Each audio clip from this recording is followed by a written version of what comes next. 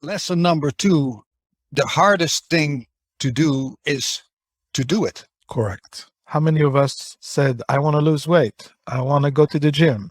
I want to treat my kids better. I want to have time for myself. How many of us thought about these things and said these things? It's so much difficult to do it.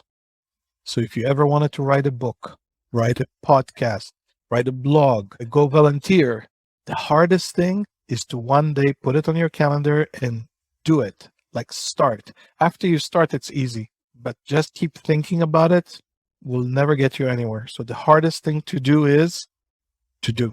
Is that something that you have done your whole life, or was that also something that you learned over time?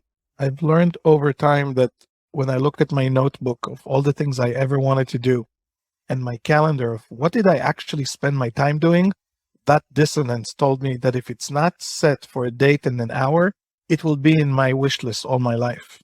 So I'm winking at you and at the audience to say, you want to go volunteer? Put it on your calendar, just like the meeting with your boss and the meeting with your customer.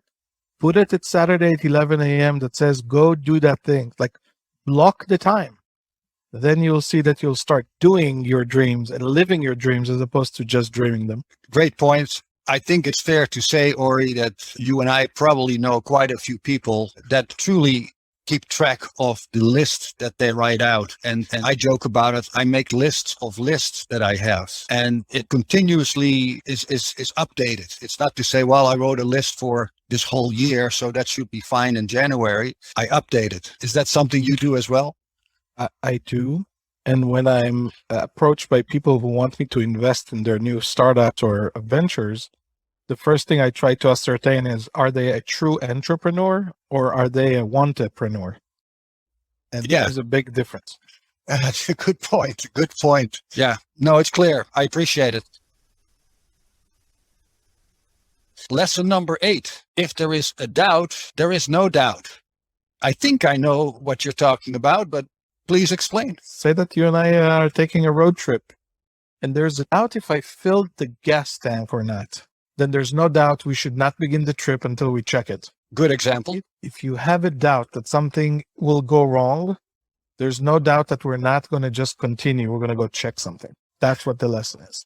How does that compare to expect the unexpected? Yes, the unexpected should always be expected, right? I know it's a oxymoron, but the point is, if you know that something may not be okay, so that's the known knowns, you should not continue with ignoring it, right? So think about flying in an airplane. If there's a doubt it's not mechanically correct, there's no doubt it's not going to take off, right? Correct. If you take that lesson and then interpolate it to a customer project, to a road trip, to did I feed my kids, right?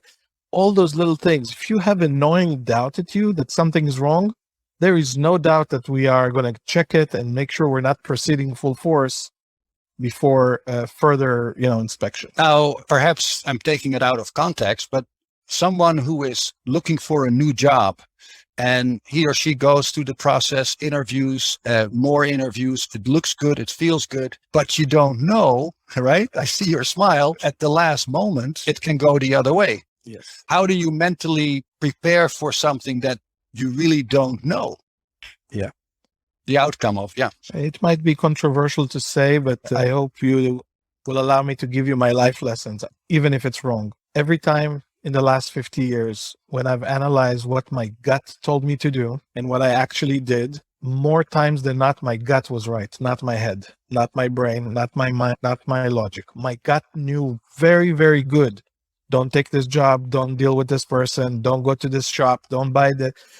Your gut is older than your brain. It senses things in a way that I know it's very difficult to explain scientifically, but if you have a gut feeling about something, trust it. Even Jack Welch, the best CEO in our, known universe, his book is called Straight from the Gut, and would highly suggest you listen to that advice. There are several things from Jack Welch that I apply in my business, so I'll look for that particular element. But let's say a little challenge here, Ori. You go with your gut, but you also refer to earlier thinking time. So on the one hand, you want to think it through, you want to use your brain, and then there is your gut feeling and say, oh, I'm I'm sure tomorrow the weather will be like this because it's supposed to be like that. How do you combine the two? Yeah, if I knew, I would be a billionaire. Management is all about a black art of looking at numbers, at data, at opinions. But having seen all that, still say my gut tells me this is wrong. Because if we would only look at data as a way to make decisions, there would not be any decisions to be made. Fair. All be perfect. When you look at the World War II and D-Day, it was all down to gut feeling, not about statistics and numbers and anything else.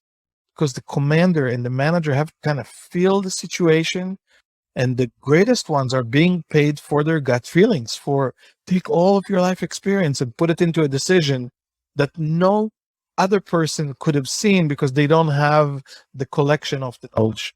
Yeah, I mean, you're touching on something here when you use those examples where indeed how people behave while they're under stress, and how people, not everybody, but people make decisions because they feel it is the best thing to do under the circumstances, even if they assume a very high risk, whether it is related to their job or even sometimes their family safety, if you talk about some of these examples, right? So it's a very valid point to go with your gut. And like you said, you have been able to compare it over time, and your gut typically wins. Typically wins, it's correct.